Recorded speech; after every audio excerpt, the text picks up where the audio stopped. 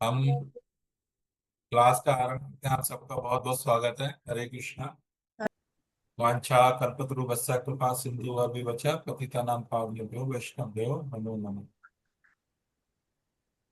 जब भी क्लास आरंभ होती है तो ये मंत्र आप सबको बोलना चाहिए। उससे क्या होगा, एक तो आपको ये लर्न हो जाएगा और कंठस्थ हो जाएगा। और दूसरा, जब भी हम कोई भी चीज स्टार्ट करते हैं, चाहे भगवत गीता स्टार्ट करें या शास्त्रों का अध्ययन स्टार्ट करें या जो भी है, तो हमें इस मंत्र का जरूर उच्चारण करना चाहिए। हरे कृष्ण। तो मैं स्क्रीन शेयर कर रहा हूँ।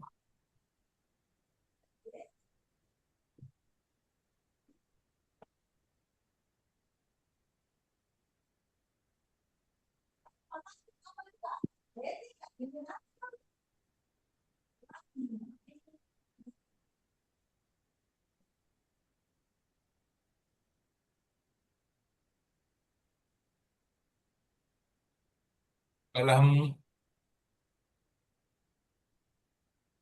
प्रभु जी प्रचार प्रचार प्रचार पे से आरंभ करना। इसको हम बाद में करेंगे, प्रचार वाले को। अभी हम सीधा इस पे आ रहे हैं। वो नेक्स्ट है, ठीक है। रसोई घर प्रभु जी। जी। और चलिए, कौन कौन रीड करेगा आप में से? मैं करती हूँ प्रभु जी। जी। जी प्रभु जी। करूँ प्रभु जी। जी माता जी। रसोई घर मंदिर का विस्तृत रूप है, क्योंकि रसोई घर में जो अन्न पकाया जाता है उसे भगवान को अर्पित किया जाता है। इसलिए रसोई घर में किए गए सभी कार्य श्री विग्रहों की सेवा समझकर अत्यंत ध्यान पूर्वक तथा सावधान पूर्वक करना चाहिए। 2 नंबर, कहीं कहीं जहाँ एक मंदिर के माता जी, समान। एक मिनट माता। जैसे रसोई मंदिर का विस्तारित रूप है, जो रसोई घर है वो मंदिर का क्या है? एक विस्तारित जी। रूप है। तो मंदिर के समान ही हमें, जो रसोई घर है, हमें उसको वैसे ही शुद्ध रखना चाहिए। ठीक है। क्यों? क्योंकि रसोई घर में जो अन्न पकाया जाता है उसे हम भगवान को और भगवान को जब अर्पित किए जाते हैं, जब हम अपने शरीर की, कल हमने चर्चा की थी, हम अपने शरीर का भी कैसे ध्यान रखते हैं, 12 तिलक लगाते हैं, क्योंकि इसे मंदिर के समान मान के भगवान की सेवा में लगे। तो जिस रसोई घर में भगवान के लिए, भगवान के विग्रहों के लिए क्या बन रहा है, अन्न प्रसादम बन रहा है, तो उसका क्या रखना है, बड़ा स्वच्छता रखनी है उसका। उसमें ये विग्रहों की सेवा मानकर कि भगवान की सेवा यहाँ होनी है, तो उस स्थान का ध्यान पूर्वक, सावधानी पूर्वक हमें ध्यान रखना है। ठीक है। तो बड़ा क्लीन, नीट एंड क्लीन। और किचन, आप अगर पुराने काल में भी देखते हैं तो पहले क्या होता था, रसोई होने के बाद गांव देहातों में, अगर आज भी है कई बार, जब रात का भोजन हो जाता है तो पूरी क्लीन किया जाता है किचन को। क्लीन करने के बाद चूल्हा, गैस, बर्तन, जूठे बर्तन उसमें होते हैं, अलग स्थान पर होते हैं। तो पूरी किचन की सफाई करने के पश्चात ही, और माताएं जो होती हैं स्नान करने के पश्चात ही अन्न प्रसादम बनाने के लिए जाते हैं। ऐसे नहीं कि जिस अवस्था में बैठे हैं वैसे चले गए। और इस प्रकार से बड़ी सावधानी पूर्वक इसका ध्यान रखना। जी माता जी। जी प्रभु जी। कहीं कहीं जहाँ मंदिर के समान विग्रहों की प्राण प्रतिष्ठा की गई है, ऐसे स्थान पर अत्यंत उत्तम दर्जे की विग्रह सेवा की अपेक्षा की जाती है। परंतु घर में स्थित विग्रहों के संदर्भ में सेवा का वह स्तर रखना संभव नहीं होता। अतः कुछ मात्रा में छूट देने में कोई आपत्ति नहीं है। उदाहरण के लिए रसोई घर अथवा विग्रहों के सामने सामने भोजन न करने का प्रावधान है। परंतु कुछ घरों में मंदिर, रसोई घर तथा भोजन कक्ष एक ही कमरे में होता है, इसलिए उपयुक्त नियम का पालन संभव नहीं होता।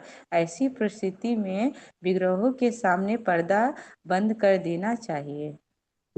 यहाँ पे बताया गया है कि कहीं कहीं जहाँ मंदिर के समान विग्रहों की प्राण प्रतिष्ठा की गई है, अब ऐसे स्थान अत्यंत उत्तम दर्जे की विग्रह सेवा के अपेक्षक हैं। अब हम घर में डीटीज ले तो आते हैं, विग्रह ले तो आते हैं, उनको स्थापित भी कर देते हैं। आप सबके घर में सबने अपने अपने घर में सबने डीटीज रखे होंगे, लेकिन क्या डीटीज को डीटीज मान रहे हैं, भगवान मान रहे हैं? भगवान मान के करते हैं से, ठीक है ले आए, तो वो भाव नहीं है ना। क्या मान रहे हैं? मूर्ति मान रहे हैं। मानते हैं कि भगवान है, अगर भगवान मानते हैं तो भगवान की सेवा कैसी ऐसी होनी चाहिए। तो ये मानकर हम कैसी सेवा? तो अगर हम भगवान के समक्ष मान लीजिए घर में स्थान नहीं है, अब जैसे कई में तो बड़े घर हैं, तो किसी ने ऑल्टर अलग बनाया हुआ है, उसका रूम अलग है भगवान के लिए ना। तो कईयों का जो है मान लीजिए घर छोटा है, तो वहाँ क्या है, अगर हम प्रसाद पा रहे हैं तो क्या करना चाहिए, हमें ऑल्टर क्लोज कर देना चाहिए, पर्दा कर देना चाहिए, कर्टन कर देना चाहिए। भगवान के समक्ष बैठ के हम नहीं खाते। आपके घर पे कोई मिनिस्टर भी आएगा तो क्या आप उसके सामने बैठ के भोजन करना आरंभ कर देंगे? सोचिए, एक भौतिक संसार में एक ही सिंपल सा principle। तो भगवान जो ब्रह्मांड नायक है ना, तो उनके सामने हम बैठ के कैसे पा सकते? हम तो सेवक है ना। क्या एक सेवक इस प्रकार से एक मालिक के सामने, एक राजा के सामने बैठ के कर सकता है? तो नहीं। तो यही नियम हमें पालन करना चाहिए कि हमें जब भी हम किसी भगवान के समक्ष बैठ के कभी भी प्रसाद को हमें नहीं पाना। चाहे हम कथा में हैं, मंदिर में हैं, चाहे हम घर पे हैं, तो उन नियमों का हमें बड़ी गंभीरता से पालन करना चाहिए। ऐसा नहीं कि भाई बाहर तो हम दिखा रहे हैं, मान लीजिए कोई कथा में गए, वहाँ ऑल्टर बना हुआ है, अरे पर्दा कर दो हम प्रसाद पा रहे हैं या हट के पा रहे हैं, लेकिन घर पे आके ऑल्टर खुला हुआ है, प्रसाद पाना रहा। क्यों? क्योंकि चेतना हमारी कैसी है, चेतना हमारी वैसी है ही नहीं। हम मान ही नहीं रहे भगवान। घर पे ले तो आए हम, रख भी रखा है, आरती भी करते हैं, क्यों करते हैं ये हमें पता ही नहीं, किस लिए कर रहे हैं ये भी नहीं पता। बस मम्मी को देखा था, tin tin tin tin tin tin tin, अगरबत्ती घुमानी है, दिया दिखाना है, चलो जी हमने भी दिखा दिया। उद्देश्य क्या है ये नहीं पता, किस लिए कर रहे हैं ये नहीं पता। तो विग्रहों को ये नहीं मानना चाहिए ये मूर्ति है। मूर्ति जब है जब वो बाजार में, जब आप घर ले आए प्राण प्रतिष्ठा कर दी, तो वो मूर्ति नहीं होती है, वो विग्रह होती है। तो विग्रह और भगवान में भेद नहीं होता। जी जी माता जी। जी प्रभु जी। कौन सा भाई? उसमें और एक था प्रभु जी, 3 नंबर में। हाँ। जी, रसोई घर में। हम्म।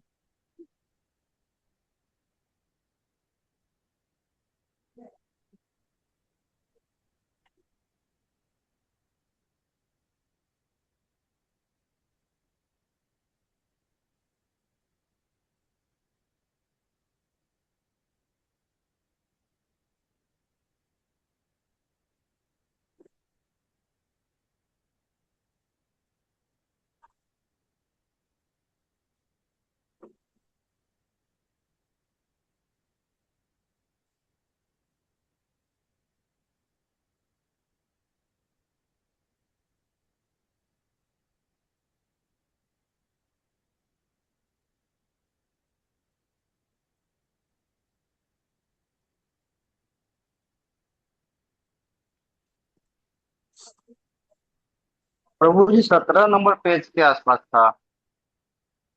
वेट ना, बस ऊपर चला।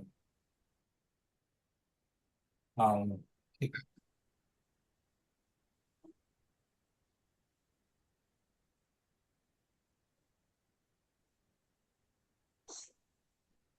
जैसे हमने कल कर लिया था। जी प्रभु जी।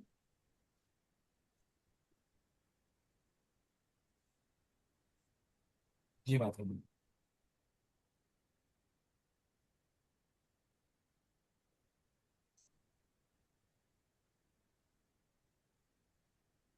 मेरा तो बहुत कुछ छूट गया था। चलिए माता जी। फिर भी गृहस्थों को सेवा के आदर्श आदर्श स्तर का मन में पालन करना चाहिए तथा स्वयं की स्थिति के अनुसार जितना संभव हो उतना अच्छे स्तर का पालन करने का प्रयास करना चाहिए। हम प्रत्यक्ष भगवान श्री कृष्ण के लिए रसोई बना रहे हैं, यह हमें सदा ध्यान में रखना चाहिए। इन छोटी छोटी नियामक तत्वों के पालन में जितनी अधिक जागरूकता होगी। फिर प्रभु जी। अच्छा, फिर भी हाँ। जी माता जी, कौन बोल रहा है? जी प्रभु जी, प्रभु जी उसके बाद का पैराग्राफ, जितनी जागरूकता होगी। उतनी हमारे हाँ, मन में ये भावना जागृत होगी कि हम स्वयं के रसोई ना करके प्रत्यक्ष भगवान श्री कृष्ण के लिए रसोई बनाए। रसोई बना तो रहे हैं। हाँ, तो ये फिर भी गृहस्थों के वो सेवा के आदर्श का स्तर का मन में पालन करना चाहिए, उत्तम स्तर बनाना चाहिए, स्वयं की स्थिति के अनुसार जितना संभव हो सके। यहाँ पे लिख रहे हैं कि जितना संभव हो सके उतना अच्छे से अच्छा करना चाहिए, पालन करने का प्रयास करना। हम प्रत्यक्ष भगवान श्री कृष्ण की रसोई बना रहे हैं, ये भाव होना चाहिए। ऐसे नहीं कि नहीं चलो जी कर दिया। जैसी चेतना से हम बनाते हैं, अब हम इस्कॉन में कहते हैं बाहर का प्रसाद नहीं खाना, बाहर का किसी ठेले से या किसी रेस्टोरेंट से हमें नहीं खाना। क्यों नहीं खाना? क्योंकि जो व्यक्ति बना रहा है उसकी कैसी चेतना है, तो उसकी चेतना भी हम में जा सकती है, जिससे हमारी भक्ति नष्ट हो सकती है। तो उसके लिए बताया गया है कि हमारा भाव कैसा होना चाहिए, कि भगवान के लिए हम प्रसाद बनाते हैं, भगवान के लिए सेवा करते हैं, भगवान की सेवा है। तो हमें कैसा होना चाहिए? प्रसन्न रह के भगवान के लिए रसोई बनानी चाहिए, प्रसाद बनाना। और ये सदा ध्यान रखना चाहिए कि हम भगवान के लिए करें। ये भाव नहीं आना चाहिए कि मेरे बच्चे ने खाना है, मेरे हस्बैंड आएंगे मेरे, तो उनके लिए मैं बना रहा हूँ, उनको क्या पसंद है मैं वो बना रहा हूँ। नहीं, ऐसा भाव नहीं। ये भगवान के लिए बना रहा हूँ, भगवान को क्या पसंद है, तो ऐसा भाव रख के हमें प्रसाद बनाना। जी प्रभु जी। रसोई घर में सेवा करते समय स्वच्छ एवं शुद्ध वस्त्रों का ही परिधान करें। बाहर जाते समय अथवा शौच क्रिया करते समय प्रयोग किए गए वस्त्रों को रसोई घर में ना पहने। ये हमने कल भी बताया था, साफ हमें वस्त्र पहनने चाहिए। और अगर शौच क्रिया वगैरह के लिए सूट पास की है तो हमें स्नान करना है, और वही कपड़े पहन कर रसोई में नहीं आना। जी पूछो। उसके बाद है, हाथों एवं पैरों के नाखून व्यवस्थित ढंग से कटे हुए तथा स्वच्छ हो। रसोई घर में प्रवेश करने के बाद रसोई शुरू करने के पूर्व हाथ अच्छी तरह से धो लेना चाहिए। मंदिर में रसोई की सेवा आरंभ करने के पूर्व स्नान करना आवश्यक है। घर पर भी रसोई के पहले स्नान करना अति उत्तम है। ये माता जी आगे बढ़िए। रसोई घर में सेवा करते समय मुख में कोई भी वस्तु अथवा हाथ, कपड़ा इत्यादि ना डालें। रसोई घर के बर्तन धोने के स्थान का उपयोग जूठे हाथ धोने के लिए, कुल्ला करने अथवा थूकने के लिए ना करें। बनाए गए एक मिनट, पदार्थों रसोई का एक स्वाद। मिनट बात करो। रसोई घर में सेवा करते समय मुख में कोई भी वस्तु अथवा हाथ, होता है ना प्रसाद भगवान का अगर बन रहा है तो जैसे भगवान की सेवा के लिए पहले भगवान का ऑफर होता है, भगवान को भोग लगेगा। तो भाव ये रहना चाहिए कि ये झूठा नहीं होनी चाहिए। और प्रसाद बनाते हुए भी ऐसा उसको चेक नहीं किया जाता कि चेक जी जी। करें इसका नमक ठीक है नहीं है, ये सब नहीं किया जाता है। इसका विशेष ध्यान रखा जाता है। और कोई भी हाथ या मुंह में डाल लेना या कोई चीज उठा के मुंह में डाल लेना, तो वो ऐसा नहीं करना है। जब भगवान के हम प्रसाद बनाते हैं, घर के अंदर के नियम है, माताएं या जो भी प्रभु जी अगर बनाते हैं तो इस तरीके से हमें ये ध्यान रखना है। और जहाँ पे हम मतलब जो भी बर्तन है, जो स्थान है जहाँ पे हम धुलते हैं, तो उन स्थान पे कभी भी हाथ नहीं धोना चाहिए। ऐसा नहीं कि वहां पे जाके हाथ भी धो रहे हैं, कुल्ला भी कर रहे हैं, फिर वहां पे बर्तन झूठे बर्तन है या जो भी है, बर्तन धोने का जो स्थान है वहां पे इस तरीके से नहीं करनी। बनाए गए पदार्थों का स्वाद देखने के लिए उन्हें चखे नहीं, चखना नहीं है। अगर बनाया है तो हम भगवान को जब ऑफर करते हैं तो साथ में नमक अलग से एक कटोरी में डाल के सर्व कर देते हैं भगवान के भोग की थाली में, कि अगर कम होगा तो भगवान डाल। ठीक है। और ऐसा नहीं होता कि जब आप शुद्धता से बनाएंगे, आपका विचार केवल भगवान की सेवा होगा, तो कभी भी कोई भी चीज कम ज्यादा नहीं होती है, बिल्कुल परफेक्ट होती है। तो ये कृपा होती है भगवान के ऊपर। तो इसका विशेष ध्यान रखना चाहिए। और रसोई घर में सेवा करते समय कचरा रखने के पात्र, भूमि अथवा शरीर के अधोभाग का हाथ के स्पर्श होने पर तुरंत हाथों को धोएं। कहीं भी हाथ अगर टच हो जाता है कूड़े के स्थान पे, या शरीर के अधोभाग का हाथ, जो शरीर के नीचे का हिस्सा है, वहां पे हम स्पर्श करते हैं तो हमें हाथ को वॉश करना चाहिए। रसोई घर में सेवा करते समय अनावश्यक नहीं बात करनी चाहिए। अननेसेसरी हमें पर जल पाए या कोई भी ऐसी किसी की निंदा चुगली नहीं करनी चाहिए। क्योंकि वो जो चेतना है, जो विचार हमारे चल रहे हैं, वही चेतना उस प्रसाद में जाती है। आप देखते होंगे घर पे अगर हम प्रसाद बना रहे हैं, जैसे कोई माता जी भी बना रही है, अगर चिढ़ के बना रही है, गुस्सा करके बना रही है, तो वो कभी भी प्रसाद अच्छा नहीं, उसमें वो स्वाद, वो टेस्ट होगा ही नहीं। तो वैसी ही चेतना क्या होगी, उस प्रसाद के माध्यम से परिवार के बाकी सदस्यों में भी जाएगी। वो भी क्या करेंगे, वो भी क्रोध दिखाएंगे। वही चिड़चिड़ापन उनके अंदर भी आएगा, जिस चिड़चिड़ा मतलब चिड़चिड़ाहट से आप प्रसाद बना रहे हैं। तो ये चेतना, इसमें चेतना का विषय बताया गया है। तो वही चेतना उस प्रसाद में माध्यम से, उस अन्न के माध्यम से दूसरे में परिवर्तित, अंदर धारण कर। जी। तो उसका ध्यान रखना है कि हमें ऐसा विचार ना रखते हुए शुद्ध भाव से रसोई को बनाना चाहिए, प्रसाद बनाना। तो भूमि पर गिरी हुई वस्तु यदि पुनः प्रयोग में लाने योग्य है तो शुद्धिकरण के प्रसादी पश्चात ही उपयोग में लाएं। भूमि पर सब्जी गिरने पर उसे धोकर प्रयोग में लें। अगर ऐसे शौचालय में स्थान पर, हाँ, अगर ऐसे स्थान पर गिरी है जहाँ पे हम उन्हें उठा के पुनः धोकर हम यूज कर सकते हैं। लेकिन ऐसे नहीं कि पैरों में गिरी हुई है तो भी उठा के डाल रहे हैं, ऐसा नहीं। शौचालय में जाकर आने के पश्चात स्नान किए बिना सीधे रसोई घर में प्रवेश ना करें। ये हमने पहले भी बताया, स्नान कर। अति महत्वपूर्ण, भोग में बाल गिरकर वह दूषित ना, उसका भक्तों का सावधानी, ये ध्यान रखना है, माताओं को विशेषकर इसका ध्यान रखना चाहिए कि जब भी रसोई में जाती हैं तो सर पर कपड़ा होना चाहिए। भगवान के भोग में कोई भी ऐसा नहीं हो कि आपका कोई बाल या किसी पर प्रकार की कोई ऐसी चीज उस प्रसाद में गिरे। तो आप देखते हैं आज रेस्टोरेंटों में, होटल्स के अंदर भी क्या कर रहे हैं, वो कैप पहनते हैं ना, बिल्कुल कवर करके रखते हैं। तो जब प्रभु जी। भौतिक जीवन में हम देखते हैं कि संसारिक लोगों के लिए जो पैसे दे रहे हैं उनको कोई कंप्लेंट ना आए, तो इसका विशेष ध्यान रखा। सोचो हम यहाँ भगवान के लिए बना, भगवान की सेवा, भगवान को भोग दिखाने वाले बर्तन में सीधे महाप्रसाद का सेवन ना करें, सबसे इंपॉर्टेंट है। जिस थाली में जी। हम भगवान को महाप्रसाद का सेवन करा रहे हैं, भगवान को भोग लगा रहे हैं, उसी थाली में सीधे प्रसाद हमें नहीं पाना होता। दूसरे बर्तन अथवा थाली में सब कुछ मिलाकर तो उसको भगवान को ऑफर करने के बाद उस प्रसाद को पुनः सारे बर्तनों में मिला लो। और जितना भी प्रसाद, जैसे सब्जी को सब्जी में डाला, वो पूरा सब्जी में मिला लिया, तो क्या हुआ, वो प्रसाद बन जाता है। और सर्वप्रथम सबसे पहले क्या करना है, भगवान के बर्तन जिनसे भोग लगा, उन बर्तनों को, थाली को, उन कटोरियों को धोना है। धोने के पश्चात ही फिर हम अपना जो प्रसाद है, फिर वहां प्रसादे गोविंदा कर सकते हैं, फिर उसे पा सकते हैं परिवार।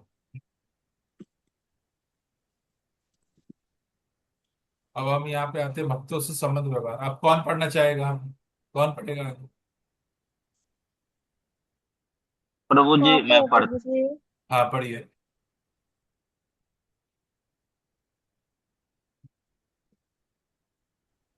पढ़िए गुरु जी।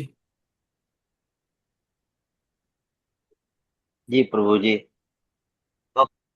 स्तर, भक्ति रसामृत सिंधु में श्री रूप गोस्वामी कहते हैं कि जो भक्त भगवान श्री कृष्ण के पवित्र नामों का जप करता है उसे मानसिक रूप से आदर दे, तथा जो भक्त दीक्षित है उन्हें नम्रता पूर्वक प्रणाम करे, तथा जो शुद्ध भक्त भगवान की अहेतुकी सेवा में बिना विचलित हुए संलग्न है, तथा जिनका हृदय निंदक प्रवृत्ति से रहित, निंदा भी शून्य है, ऐसे शुद्ध भक्तों का संग लेना चाहिए तथा दृढ़ श्रद्धा से उनकी सेवा करनी चाहिए। हाँ, तो यहाँ पे भक्ति रसामृत सिंधु में श्री रूप गोस्वामी बात बताते हैं कि भक्तों के तीन स्तर हैं।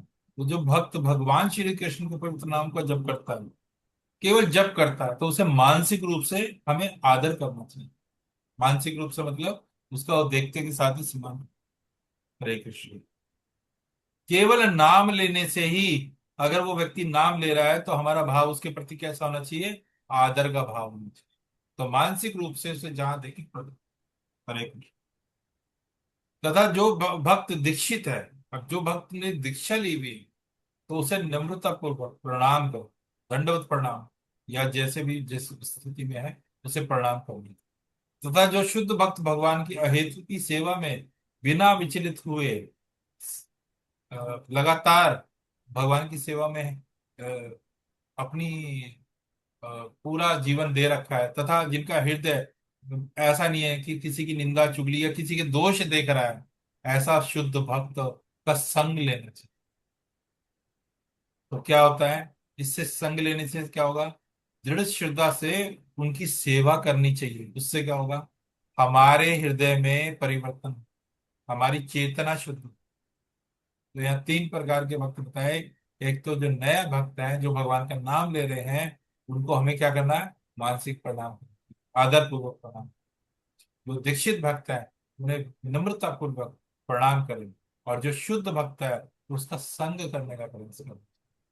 संग करने का प्रयास करना होता है ताकि उनकी सेवा करने से हम भक्ति में आगे बढ़ सकते हैं। जी प्रभु। आध्यात्मिक गुरु से व्यवहार। सभी को प्रामाणिक होना चाहिए, आज्ञाकारी प्रवृत्ति युक्त एवं नम्र होकर गुरु की सेवा करनी चाहिए। सभी को प्रामाणिक होना चाहिए, आज्ञाकारी प्रवृत्ति युक्त एवं नम्र होकर गुरु की सेवा। तो विनम्रता रहनी चाहिए। अगर सेवा करनी है, गुरु की सेवा करनी, तो सेवा का अर्थ क्या है? सेवा का अर्थ ये नहीं है कि गुरु के आगे पीछे घूमना है, या सेवा का अर्थ ये नहीं है कि गुरु के लिए हम अपने गुरु को जी हम बटरिंग करते हैं, आज की डेट में होता है ना। गुरु सेवा ये नहीं है। दो प्रकार से सेवा होती है, वपु सेवा और वाणी सेवा। तो वपु सेवा को भी उतना उत्तम नहीं बताया गया। वपु सेवा होती है महाराज जी के जो पर्सनल सर्वेंट होते हैं, उनके पैर दबा रहे हैं, उनकी मालिश कर रहे हैं, उनके वस्त्र धो रहे हैं, उनके लिए भोजन पका रहे हैं, ये होती है वपु सेवा। वाणी सेवा, वाणी सेवा श्रेष्ठ बताई गई है। क्यों बताई गई है श्रेष्ठ? जो गुरु ने आज्ञा दी, जो गुरु ने बोला, उनके वचनों का अनुसरण करके अपने जीवन में उतार कर उसका आचरण करके उस प्रकार से चलना, यह है वाणी सेवा। मेरे गुरु ने ये कहा, मेरे गुरु ने ये बताया। गुरु कैसे बता रहे हैं? शास्त्रों के माध्यम से बता, परंपरा से बता रहे हैं। उनके गुरु ने जो बताया वो हमें बता। तो हमें क्या करना है, उस प्रकार से नम्र होकर गुरु की सेवा करनी। आज्ञाकारी प्रवृत्ति, कि गुरु का आदेश है। ये भौतिक जीवन नहीं है कि आज टीचर कुछ कह रहा है तो आज की स्थिति क्या है भौतिक जीवन में? टीचर, बच्चे बेंच पे बैठते हैं और टीचर खड़ा होकर पढ़ा रहा है। कॉलेज स्कूल में आप देखेंगे यही होता है। भौतिक संसार में ज्ञान इसी प्रकार से प्राप्त किया जाता है। भौतिक ज्ञान क्षण भर का है। जो पढ़ाई आपने स्कूल में की थी, कॉलेज में वो पढ़ाई नहीं कर रहे, उस ज्ञान का लाभ नहीं ले रहे आप। नौकरी में चले जाते हैं तो जो स्कूल में पढ़ा था वो कभी आपके सामने नहीं आया। काका का आता है आप सब में से किसी? पढ़ा था ना, लेकिन एबीसीडी की थी ना, उससे हम आगे और पढ़ते चले गए। लेकिन क्या वो आगे हम बोल रहे हैं? A for apple, B for ball. तो भौतिक ज्ञान की एक लिमिटेशंस है। और हम अलग अलग परिस्थितियों में अलग अलग स्तर पे क्या करते हैं, वो ज्ञान बार बार बदलते हैं। जब हम ऑफिस में चले जाते हैं तो हम वहां के एनवायरनमेंट के हिसाब के, वहां का जो कल्चर है, वहां का जो काम है, उसको सीखते हैं। कॉलेज में होते हैं तो उसी हिसाब से सीखते हैं। तो ये भौतिक ज्ञान भी बदलता है, आध्यात्मिक ज्ञान नहीं परिवर्तित। आध्यात्मिक ज्ञान में क्या है, शिष्य नीचे बैठते हैं और जो गुरु है वो व्यास आसन में बैठ के उपदेश देते हैं। ठीक है। तो ये बड़ा ध्यान रखना है कि गुरु आज्ञा को हमें, जो प्रमाणिक है, प्रमाणिक गुरु आते हैं, उनको हमें जो विनम्रता के साथ उनकी सेवा भी करनी है, और सेवा के माध्यम से हम भक्ति में प्रगति कर सकते हैं। गुरु की आज्ञा को स्वयं का प्राण जीवन समझना चाहिए। गुरु ने आज्ञा कर दी तो गुरु की ये आज्ञा है, तो भैया ये इनके इन प्रकार है। शिला प्रभुपाद का एग्जाम्पल हम ले सकते हैं। वैसे तो बहुत सारे एग्जाम्पल्स हैं, लेकिन शिला प्रभुपाद का हम एग्जाम्पल लेते हैं। 70 साल की अवस्था में सोचो, अपने गुरु महाराज से कब मिले थे? 1922 में मिले थे प्रथम बार, 1922 में। और गुरु ने आज्ञा दी थी कि आपको प्रचार करना है, आपकी इंग्लिश इतनी अच्छी है, आप ग्रंथों का ट्रांसलेट कीजिए ग्रंथों को इंग्लिश में, और पाश्चात्य देश में जाइए, वहां जाके प्रचार कीजिए। 70 साल की अवस्था में मन में लेके घूमते रहे कि मुझे अपनी गुरु की आज्ञा का पालन करना है। केवल पूरा जीवन अपने गुरु महाराज से केवल 3 बार मिले, भेंट की, लेकिन पूरा जीवन अपने हृदय में लेके घूमते रहे, मुझे अपने गुरु की आज्ञा का पालन करना है, गुरु की आज्ञा का पालन। तो ऐसा दृढ़ निश्चय, ऐसा कि गुरु की आज्ञा को स्वयं का प्राण जीवन समझना चाहिए।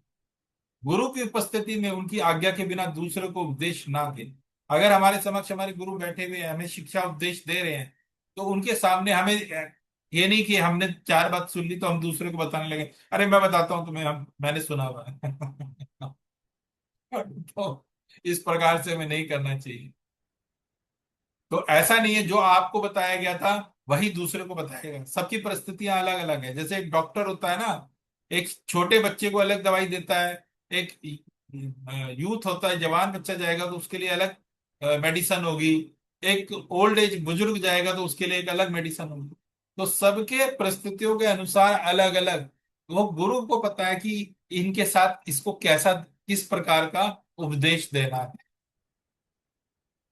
ठीक है, तो ये हमें समझना है, गुरु की उपस्थिति में उसकी आज्ञा के बिना दूसरों को उपदेश ना दे, गुरु के जीवित होते हुए शिष्य स्वीकार न करें। तो गुरु को अपने गुरु बंधु तथा द्वारा दीक्षित शिष्यों को पुनः दीक्षा नहीं देनी चाहिए। गुरु को अपने गुरु बंधु द्वारा दीक्षित शिष्यों को पुनः दीक्षा नहीं देनी चाहिए। ये बहुत ऊंचा स्तर है जहाँ पे महाराज जी जब गुरु दीक्षित जो दीक्षा देने के शिष्य बनाते हैं, दीक्षा देते हैं, तो ये उनके लिए कि गुरु को अपने गुरु बंधु द्वारा दीक्षित शिष्यों को पुनः दीक्षा नहीं दे। अगर उन्होंने दीक्षा ली है तो अपने गुरु द्वारा दी हुई जो गुरु बंधु हैं, जो गुरु भाई हैं, तो उनको पुनः दीक्षा नहीं दे सकते। गुरु की आज्ञा का केवल पालन करें, उनसे उल्टे प्रश्न ना करें, उनके मन का सही आशय हमें मालूम है ऐसा विचार करके गुरु के उपदेशों का कदापि उल्लंघन ना करें। कोई भी आध्यात्मिक जीवन में उद्देश्य क्या है गुरु का? केवल आपका सुधार, केवल आपकी आध्यात्मिक प्रगति, केवल और केवल आपकी आध्यात्मिक उन्नति, इसके अलावा और कोई उद्देश्य नहीं होता।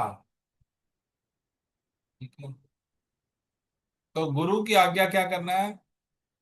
प्रश्न करने चाहिए। बार बार हम बोलते हैं प्रश्न कीजिए, प्रश्न, प्रश्न इसलिए बोला जाता है कि आपके अंदर कोई भी डाउट, अभी जैसे माता जी ने कहा कि मेरे को लगता है ऐसा हो जाएगा, तो ये उनका, उनके पास एक प्रश्न है लेकिन वो अपने पास रख के बैठी हैं, तो एक परसेप्शन अपने माइंड में बैठा लिया, ऐसा हो जाएगा, बस अब उस पे वो चलेंगे, वो माइंड सेट कर लिया। और ये माता जी का नहीं, ये हम सबका ऐसा ही स्थिति, हमारी सबकी स्थिति यही होती है। हम एक परसेप्शन अपने माइंड में बैठा लेते हैं, ऐसा होगा, इसे बोलते हैं भय। कल को ये हुआ तो, ये नहीं हुआ तो, अब उनका आंसर तो नहीं है बट एक क्वेश्चन मार्क लेके घूम रहे हैं। ठीक है, तो आध्यात्मिक जीवन में इसीलिए हमें हर प्रकार से प्रश्न करने चाहिए, हमें सही मार्गदर्शन के। स्वयं के गुरु को कभी भी उपदेश ना दे। यदि यदि किसी को लगे कि मेरे द्वारा दिए जाने वाली जानकारी गुरु महाराज के लिए शायद उपयुक्त हो, तो व्यक्ति को विनम्रता पूर्वक ही इस तरह की जानकारी गुरु के समक्ष प्रस्तुत करनी चाहिए। गुरु को कभी उपदेश नहीं देना चाहिए। ठीक है, ये हम आपको बताते हैं गुरु जी ये ऐसे होता है। किसी को भी गुरु के साथ वाद विवाद नहीं करना चाहिए, तार्किक प्रश्न नहीं करनी चाहिए, तर्क नहीं करना चाहिए, वाद विवाद नहीं जाओ। ठीक है, वार्ता करनी चाहिए, वाद विवाद नहीं करना। किसी को भी, किसी को भी अपनी योग्यता गुरु के समक्ष दिखावे के रूप में नहीं दिखाना चाहिए, अपितु सदा विनम्र भाव से रहना चाहिए। एक बच्चे के समान अपने गुरु के पास जाना चाहिए। खाली बर्तन हो तो तभी तो उसके अंदर कोई चीज आ सकती है, भरी भी होगी, मेरे को इतना ज्ञान है, मैंने तो आईएएस किया था, मेरे को तो डॉक्टर की डिग्री पढ़ता है मेरे पास, मैं तो लॉयर हूँ, मैं तो बिजनेस रन करता हूँ, मेरे इतने लोग हैं। अरे ये गुरु हमने बना लिए, ठीक है, हमारे घर में सुख शांति रहे इसलिए बना रखे हैं, क्या इसीलिए गुरु बनाए जाते? तो ये योग्यता जो है ये क्षण भंगुर है, थोड़े समय के लिए है ये। तो विनम्र गुरु के समक्ष कैसे जाने? विनम्र होके जाना चाहिए, विनम्रता के साथ प्रश्न करने चाहिए। जब तक उनकी आज्ञा नहीं मिलती तब तक आध्यात्मिक गुरु के समक्ष बराबर आसन पर ना बैठे। जिस प्रकार श्री कृष्ण अपने नाम एवं चित्र से अभिन्न है, उसी प्रकार गुरु भी अपने नाम एवं तस्वीर से अभिन्न है। इसीलिए किसी को भी श्री कृष्ण अथवा गुरु की तस्वीरों को यहाँ वहां फेंकना नहीं चाहिए, ये अनादर होता है। गुरु ही तो है ना भगवान से मिलाने वाले, है ना। गुरु गोविंद दोनों खड़े काके लागू पाए, बलिहारी गुरु आपनु जो गोविंद दियो मिलाए। तो गोविंद से मिलाने वाले कौन थे? गुरु थे ना। तो जैसे भगवान का हम सम्मान करते हैं, भगवान की चित्रपट का सम्मान करते हैं, उसी प्रकार हमें अपने गुरु की भी जो फोटो फ्रेम होता है उसका सम्मान करना चाहिए। जब तक गुरु आज्ञा तथा आशीर्वाद नहीं मिलता तब तक पारंपरिक गुरु द्वारा लिखित पुस्तकों के अतिरिक्त अन्य कोई भी पुस्तक किसी को नहीं पढ़नी चाहिए। अगर हम कोई बुक्स भी पढ़ते हैं, जैसे एक बार माता जी लेके आई थी, पूनम माता जी, तो मैंने माता जी को बोला था, माता जी अभी भागवतम मत लीजिए आप, क्योंकि अभी भागवतम पढ़ने की स्थिति नहीं है, हम समझ नहीं पाएंगे। तो एक स्कंद ले आई थी माता जी। तो बिना बिना जब तक गुरु की आज्ञा आशीर्वाद नहीं मिलता तब तक पारंपरिक गुरु द्वारा लिखित, पहले हमें क्या करना है? हम वैष्णव सदाचार क्यों पढ़ रहे हैं? पहले प्रथम प्रथम सीढ़ी है ये, इसलिए पढ़ रहे हैं। इसके बाद हम शिला प्रभुपाद की बुक्स पढ़ेंगे, उसके बाद शास्त्रों में जाना शुरू आरंभ करेंगे धीरे धीरे। फिर भगवत गीता स्टार्ट करेंगे, उपदेशामृत पढ़ेंगे। ठीक है। जब तक हम उनको नहीं पढ़ेंगे, हम भगवत गीता भागवतम नहीं समझेंगे। तो पहले क्या करना है कि जब तक गुरु आज्ञा तथा आशीर्वाद नहीं मिलता तब तक पारंपरिक गुरु द्वारा लिखित पुस्तकों के अतिरिक्त अन्य कोई भी पुस्तक किसी को भी नहीं पढ़नी चाहिए। ठीक है। आध्यात्मिक गुरु की सेवा का अर्थ है उनके शिष्यों की सेवा। जो हमारे आध्यात्मिक गुरु है उनकी सेवा का अर्थ क्या है? उनके शिष्यों की सेवा का। ये जो परंपरा है, गुरु परंपरा जो है, इस परंपरा में शिला प्रभुपाद का जो मिशन है, हम उनके जो डिसाइपल थे, जो गुरु महाराज हैं, हमने उनसे दीक्षा ली। तो हमारा क्या, हम उनकी सेवा कर रहे हैं, वो गुरु महाराज की सेवा कर रहे हैं। सबने एक दूसरे का हाथ पकड़ा हुआ है। इस जो माया, ये जो मृत्यु लोक है, इस दलदल से, इस कलमश से निकालने का जो हम प्रयास एक दूसरे का पकड़ के कर रहे हैं, तो केवल और केवल गुरु कृपा से ही निकल सकते हैं। अन्यथा हम में कोई सामर्थ्य नहीं है, हम कुछ नहीं है, निकल ही नहीं सकते बिना गुरु कृपा से।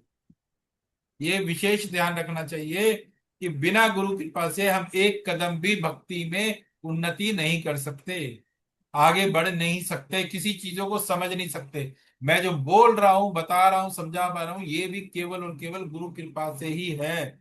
मैं भी नहीं, जो अपनी गुरु कृपा से सुना समझा पढ़ा वो मैं आज आपको बता पा रहा हूँ, समझा पा रहा हूं। मेरा इसमें कुछ भी योगदान नहीं, केवल और केवल गुरु कृपा, हमारे आचार्यों की कृपा, शिला प्रभुपाद की कृपा, सब कुछ उन्हीं का ही है। हमारा इसमें कुछ भी योगदान नहीं है। यही भाव रहना चाहिए। ये नहीं कि दो किताबें पढ़ ली, हाँ हाँ मेरे को तो बहुत ज्ञान आ गया, मैं बताता हूँ तुम्हें, मैंने क्या पढ़ा। तो ऐसा भाव नहीं होना चाहिए। तो उनके शिष्यों की सेवा, दास दास दास दास अनुदास, दास के दास का दास का दास का दास का दास, तृणोदपि सुनी चेना तरोरपि सहिष्णु गुना अमानी न मान देना कीर्तनिया सदा हरि। चैतन्य महाप्रभु ने कहा है, तृणोदपि, तृण से भी ज्यादा नीचे, घास के तिनके के समान होना चाहिए, अपने आप को सबसे नीचा मानना चाहिए। आध्यात्म में उल्टा है, भौतिक जगत में जो सबसे ऊपर बोलता है वो कहता है मैं सबसे श्रेष्ठ हूं। अध्यात्म में जो सबसे नीचे है वो सबसे श्रेष्ठ होता है। वरिष्ठ वैष्णवों के साथ व्यवहार। अब कौन पढ़ना चाहता है? मैं पढ़ू प्रभु जी। जी माता जी पढ़िए। अरे मिथिलेश प्रभु जी का ने पढ़ना था, ह- मैंने पढ़ना शुरू कर दिया। चलिए। जी माता व- जी। वरिष्ठ वरिष्ठ वैष्णव के साथ व्यवहार।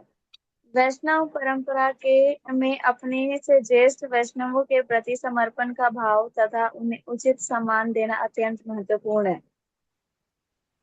नेक्स्ट है वैष्णव परंपरा में अपने ज्येष्ठा। ज्येष्ठ वैष्णवों के प्रति समर्पण का भाव, उन्हें उचित सम्मान देना अत्यंत महत्व।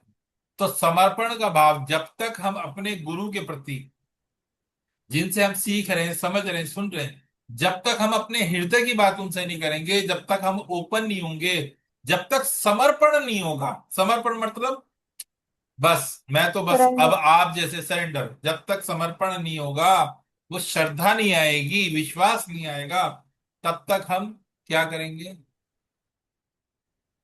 ये बहुत महत्वपूर्ण बताया गया। तब तक हम क्या कर सकते?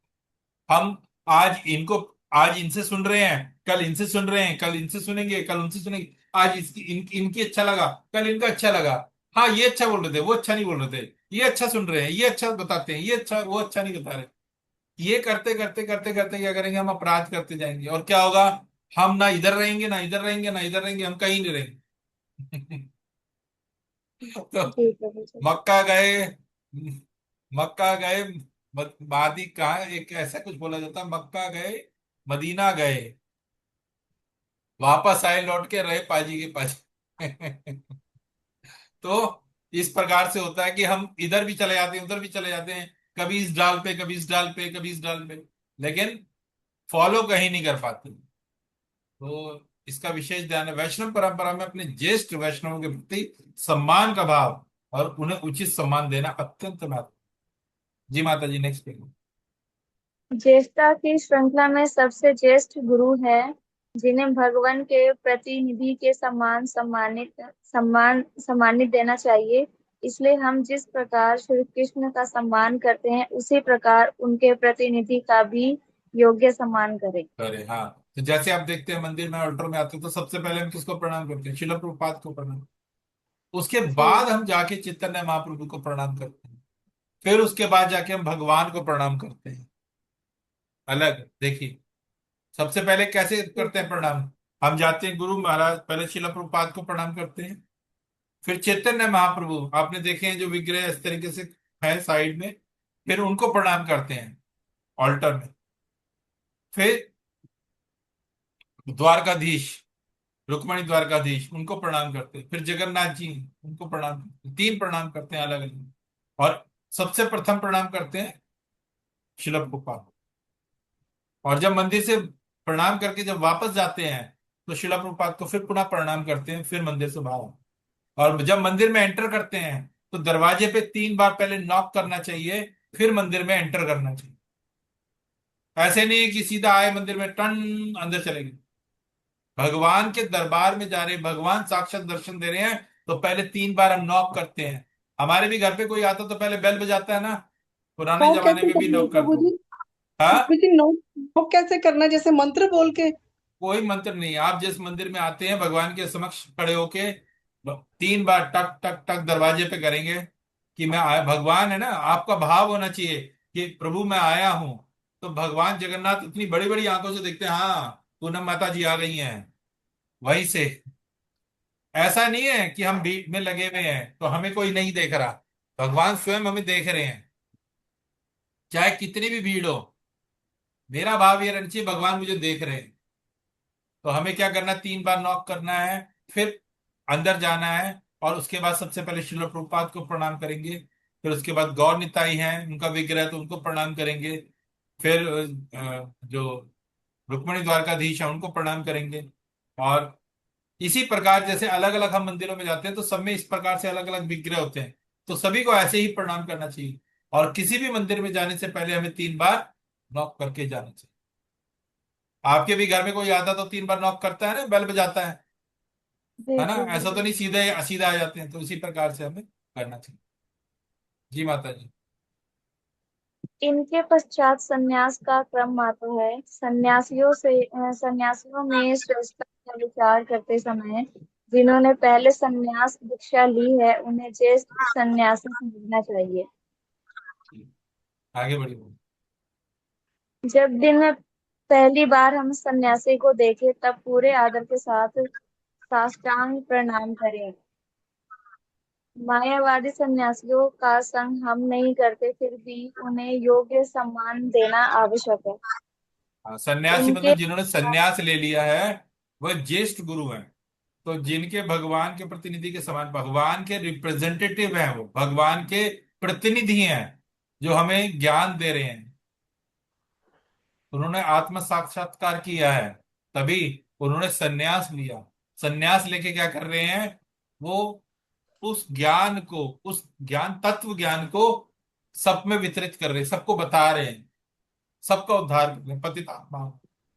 तो उनका हमें क्या करना है? विशेष सम्मान सम्मान करना। करना। ठीक है, सम्मान सबका करना। वह श्री कृष्ण के समान है और उनके क्या है? प्रतिनिधि हैं। इसके पश्चात क्या करना है? सन्यासी क्रम आता है। सन्यासी में श्रेष्ठ का विचार करते हैं। जिन्होंने पहले सन्यास दीक्षा ली, तो वो मतलब जैसे हायरार्की होती है ना, ये श्रेष्ठ है, फिर ये उनके बाद है, इस प्रकार से। तो उसका विशेष ध्यान रखना है जी। जब दिन इनके में इनके इनके पश्चात गुरु महाराज के गुरु बंधु का क्रम आता है। उनका भी हमें उसी प्रकार सम्मान करना चाहिए, जैसा सही है। हम अपने गुरु आध्यात्मिक गुरु का गुरु का सम्मान सम्मान करते करते हैं। हैं, बिल्कुल। इससे पहले एक था मायावादी सन्यासियों का संग हम नहीं करते, जो मायावादी हैं लेकिन सन्यासी हैं, मायावाद का सिद्धांत लेके चल रहे हैं, उनका भी क्या करना है? सम्मान करना। संग नहीं करना, सम्मान करना, सम्मान करना। प्रणाम करना है। लेकिन ये नहीं कि अरे ये तो हमारे हमारे उसके नहीं है, हमारे उसको, ये उनको मानते हैं, ये तो उसको मानते हैं, नहीं, ऐसा नहीं करो। सम्मान उनका भी करो, संग नहीं करना। इसके पश्चात गुरु महाराज के गुरु बंधु क्रम आता है। जो गुरु महाराज के जैसे गुरु भाई हैं, तो उनका भी उसी प्रकार सम्मान करना है जैसे हम अपने गुरु गुरु का सम्मान करते हैं। तो जो उनके गुरु भाई हैं उनका भी वैसे ही सम्मान करना है, उनमें और उनमें कोई भेद नहीं है। जिन भक्तों ने ब्राह्मण दीक्षा ली है उनका भी सम्मान करना चाहिए। उनकी ज्येष्ठता किसने पहले दीक्षा ली, इस क्रम से करें। हाँ, ठीक वैसे ही यहाँ पे भी हायरार्की का आता है कि पहले की उन्होंने दीक्षा ली उस प्रकार से, और सम्मान हमने सबका करना, और जो ज्येष्ठ है पहले उन्हें प्रणाम करना है, इस प्रकार से हमें। ठीक है। जिन जिन भक्तों ने अपने से पहले हरिनाम दीक्षा ली है उनको भी हमें योग्य सम्मान देना चाहिए। जो जो भक्त भक्त आयु आयु में श्रेष्ठ है उन्हें विशेष सम्मान दे। ज्येष्ठ वैष्णवों की उपस्थिति में उनकी अनुमति के बिना दूसरों को उपदेश ना करे। ये भी हमने पढ़ा जो था। बड़े ठीक है वरिष्ठ जैसे। वैष्णव में वाद विवाद के समय हमें तटस्थ भूमिका स्वीकार करते हुए किसी का भी पक्ष नहीं लेना चाहिए। मान लीजिए कोई ज्येष्ठ वैष्णव है, वरिष्ठ वैष्णव है, उनमें आपस में वाद विवाद चल रहा है। वाद विवाद मतलब किसी चीज को लेके, भगवान की सेवा को लेके, या किसी ग्रंथ को लेके, या किसी श्लोक को लेके, किसी भी चीज पे वाद विवाद चल रहा है। तो हमें क्या करना चाहिए? हमें कभी भी बीच में हस्तक्षेप नहीं करना है। हमें बीच में ये नहीं कहना कि नहीं आप सही हो, आप गलत हो, ये आपको सही नहीं। हमें कुछ भी नहीं करना चाहिए, हमें सबको सुनना है। आरती हाँ। आरती आरती, होने के पश्चात भक्तों को आरती देते समय ज्येष्ठता का विचार करना आवश्यक है। हाँ, जब हम जैसे भगवान की जब आरती होती है, तो भगवान की आरती के सबसे प्रथम किसको आरती दी जाती है? शिला प्रभुपाद। शिला प्रभुपाद की आरती के ठीक है। पश्चात ही सबको आरती दी जाती है। तो आरती देने का क्रम ये होता है कि जो सबसे श्रेष्ठ भक्त है, जो श्रेष्ठ ज्येष्ठ भक्त है ना, तो उसको पहले आरती ऑफर की जाती है, आरती दी जाती है, और उसके पश्चात फिर उसी क्रम में सबको दी जाती है धीरे धीरे। ऐसे नहीं कि भगवान की आरती आई है तो लेने के लिए भागेंगे, नहीं नहीं हमें भी आरती दो, हमें भी आरती दो। सबसे पहले शिला प्रभुपाद को दी जाती है, फिर उसके बाद जो भी ज्येष्ठ श्रेष्ठ भक्त होगा, ज्येष्ठ भक्त होगा, उसको दी जाती है। फिर उसके बाद क्रम अनुसार, उसमें भी क्रम अनुसार, फिर मान लीजिए कोई कीर्तन कर रहा था तो फिर वहां पे उनको दी जाएगी, फिर बाकियों को दी जाती है, फिर इसी प्रकार से सबको। नेक्स्ट है गुरु बंधु भागनी, गुरु भाई बहन से व्यवहार। हमें अपने गुरु भाई बहनों से कैसे व्यवहार करना चाहिए? तो ये भी जो टॉपिक है बेसिकली, ये दीक्षा के बाद का है कि दीक्षा में हमें अपने गुरु भाई बहनों से किस प्रकार, जब हम दीक्षा ले लेते हैं तो हमें किस प्रकार का उनसे व्यवहार करना चाहिए। गुरु बंधु एक दूसरे को प्रभु संबोधित करें। जो अ, गुरु जो भाई मतलब गुरु भाई होते हैं या गुरु बहन होती हैं, वो एक दूसरे को कैसे संबोधित करते हैं, वो भी प्रभु जी कह के संबोधित करते हैं। स्टोन में यही होता है कि प्रभु जी कहा जाता है और माताओं को माता जी कहा। ठीक है। तो ये शिष्टाचार है, इसका हमेशा पालन करना चाहिए। तो यहाँ पे बताया गया, गुरु बंधु एक दूसरे को प्रभु संबोधित करें, फिर भी किसी को भी प्रभु होने का प्रयत्न करना नहीं चाहिए। क्या नहीं करना चाहिए? भगवान बनने का प्रयत्न नहीं करना चाहिए। हम भगवान है नहीं। प्रभु का अर्थ ये नहीं है। प्रभु का अर्थ है, अगर हम प्रभु बोल रहे हैं तो प्रभु का अर्थ है आपके भीतर जो परमात्मा है, मैं उसको प्रणाम करता हूं, उसको प्रभु बोल। आपके चित्त के अंदर जो भगवान है, मैं उसको प्रभु बोल। ठीक है। अतः हमें सेवक रहते हुए दूसरों को प्रभु मानना चाहिए। खुद को सेवक मानकर कि मैं दास हूं और ये प्रभु हैं। है ना। अभी जैसे हमने बताया, नामदेव जी थे, कुत्ते के पीछे भाग रहे थे। अरे, ऐसे ही खाओगे रोटी, थोड़ा घी तो लगा लो, और भाग रहे थे। क्यों भाग रहे थे? क्योंकि वो कुत्ता नहीं देख रहे थे, वो भगवान को देख रहे थे। उस जीव के अंदर भी किसको देख रहे थे? परमात्मा का देख रहे थे, भगवान परमात्मा को देख रहे थे। कि इस जो पशु है, इसके अंदर भी कौन है? परमात्मा का वास। हाँ। ममे वांशो जीव लोके जीव भूत सनातना। भगवान ने कहा सभी मेरे अंश हैं, सभी में परम, सभी सनातन है, तो सभी में मेरा अंश है। सभी मेरे अंश है, तो उसमें भगवान को देख। और क्या कर रहे हैं? रोटी लेके भाग रहे हैं, कह रहे घी तो लगा लो। तो हमें हमें सेवक रहते हुए दूसरों को प्रभु मानना चाहिए। हम अपने गुरु बंधु के सेवक हैं, अतः गुरु बंधु के विशिष्ट स्तर के अनुसार उनकी सेवा कर। हमें अपने गुरु बंधुओं की क्या करनी चाहिए? सेवा करनी चाहिए, विशिष्ट स्तर के अनुसार उनकी सेवा। अत्यंत अत्यंत विनम्रता से हमें अपने ज्येष्ठ गुरु बंधु से जिज्ञासा करनी चाहिए, उनके उपदेशों का पालन करना चाहिए तथा उनके प्रमाणिक सेवक होने की महत्वाकांक्षा पालनी चाहिए। उनका सेवक बनने की इच्छा होनी चाहिए। जो अत्यंत विनम्रता से हमारे ज्येष्ठ जो गुरु गुरु बंधु है, हमसे वरिष्ठ है, हमसे पहले दीक्षा हो, तो क्या करना है? उनका सम्मान करना, उनकी सेवा करनी। ठीक है। और जिज्ञासा करनी है, उनसे भी प्रश्न करें, क्योंकि अनुभव ज्यादा है उनका। अपने समक्ष गुरु बंधु की सेवा हम उनके मित्र बनकर उनकी सहायता करके उन्हें भक्ति मार्ग में प्रेरित करके करें। जो हमारे बराबर के हैं उनकी सेवा कैसे कर सकते हैं? उनके मित्र बनकर उनकी सहायता करें, उन्हें भक्ति मार्ग में प्रेरित करें, उन्हें आगे आने के लिए प्रेरित करें कि भक्ति में कैसे उन्नति की जा सकती है और कैसे अच्छे से प्रगाढ़ तरीके से भक्ति की जा सकती है, ऐसा मार्गदर्शन करो। जब हम दूसरे गुरु बंधु से मिलते हैं तब नीचे झुककर यह प्रार्थना बोलनी चाहिए, वांछा कल्पतरुभ्यश्च कृपा सिंधु अवैवच पतितानां पावनेभ्यो वैष्णवेभ्यो नमः। तो ये जो प्रणाम मंत्र है, ये सबको होना चाहिए याद। हमने इस पे काफी चर्चा की है पीछे क्लास में। तो जब भी हम वैष्णवों को देखें तो उनको इसी प्रकार से प्रणाम करना चाहिए। आध्यात्मिक गुरु की आज्ञा के बिना गुरु बंधु को अपने व्यक्तिगत सेवक के रूप में कदापि स्वीकार ना करें। आध्यात्मिक गुरु की आज्ञा के बिना। तो जब तक हमारे आध्यात्मिक गुरु हमें नहीं बोलते हैं, तब तक हमें अपने जो गुरु भाई हैं उनको सेवक के रूप में कभी भी स्वीकार नहीं करना चाहिए। ठीक है। भक्तों से संबंध स्थापित करते समय अति परिचयात अवज्ञा, इस युक्ति को कभी भी स्थान ना दें। भक्तों का एक दूसरे के प्रति व्यवहार सम्मान पूर्वक, अपराध रहित तथा छल कपट से रहित होना चाहिए। ये नहीं कि कोई प्लानिंग प्लॉटिंग होनी चाहिए। अच्छा, इसको ज्यादा सेवा मिल रही है, मैं बताता हूँ, ये ज्यादा आगे बढ़ रहा है, अच्छा इसको मेरे को इसने ऐसे किया, ऐसा मन में ऐसा छल कपट, ऐसा व्यवहार हमें नहीं करना चाहिए।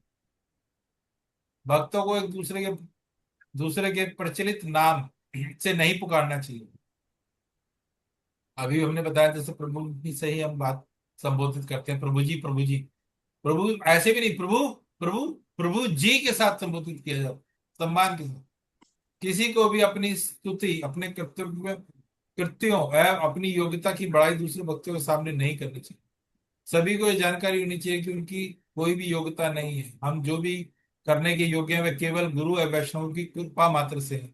जैसे अभी बताया, हमें अहंकार नहीं होना चाहिए कि अरे मेरे को तो, मैं ये कर रहा हूँ, मैं ये सेवा मिल रही है, मैं इतना बता रहा हूँ, मैं इतना बोल रहा हूँ, मेरे को इतना कंठस्थ से हो गया, मैं इतने श्लोक याद कर लिए, मैंने ये शास्त्र पढ़ लिए, मैं इतनी माला करता हूँ। इसका अभिमान नहीं होना चाहिए। ठीक है ना। कैसा मानना चाहिए? केवल और केवल किसकी कृपा से हुआ है ये? वैष्णवों की कृपा से और गुरु की कृपा से। गुरु की जो भी कृपा। मुझे ज्ञान प्राप्त हुआ है केवल और केवल किसके प्राप्त हुआ है?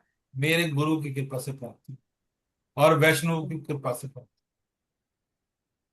यदि गुरु बंधु या गुरु बहन किसी कारणवश कष्ट में हो, ऐसे परिवार में किसी की बीमारी अथवा किसी सदस्य की मृत्यु अथवा किसी कारण से उत्पन्न मानसिक उद्वेग उद्वेग हो, ऐसे समय संतावना एवं उनकी यथासंभव सहायता करनी चाहिए। संकट के समय आवश्यकता होने पर जो मदद करता है वही सच्चा मित्र है। तो हम आध्यात्मिक जीवन में भक्तों भक्तों के समाज में देखते हैं, अगर किसी को भी कोई समस्या होती है तो आश्रम में भी देखते हैं हम अपने हमारे इस ग्रीष्म प्रशांत मुकुंद प्रभु जी शिक्षा गुरु जो हमारे हैं, इतना बड़ा आश्रय है उनका। किसी के यहाँ कोई भी प्रॉब्लम हो जाती है सब पहुंच जाते हैं, बताने की आवश्यकता नहीं होती। पता लग गया कि वो व्यक्ति बीमार हो गया, उसके घर पे प्रसाद लेके पहुंच जाएंगे, दवाइयां लेके पहुंच जाएंगे, बहुत सारे ऐसे बात, इतनी सेवाएं अपने आप। तो ये परिवार का सदस्य नहीं करता, हॉस्पिटल में पहुंच जाएंगे।